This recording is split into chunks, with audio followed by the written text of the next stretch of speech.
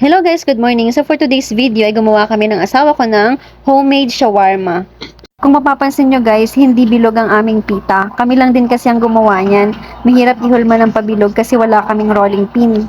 Sa paggawa guys ng ating homemade shawarma ay kakailanganin natin ng kamatis, pipino, red bell pepper, white onion, and syempre ang ating main ingredients, ang beef. Patatim style nga pala guys ang ginawa namin sa aming beef.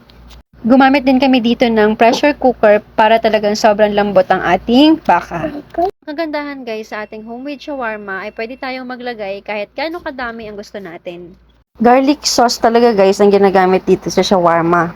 Pero gumamit na lang kami guys ng mayonnaise. Para mabilis at nang matikman na natin ang ating homemade shawarma. Pero kahit mayonnaise lang guys yung ginamit natin dito sa ating shawarma, masarap din siya. Yung bunso ko naman, yung pitang pinapak niya, ginawa niyang tinapay. Si kuya naman, gumawa siya ng sarili niyang shawarma. Parang walang gulay, parang puro beef.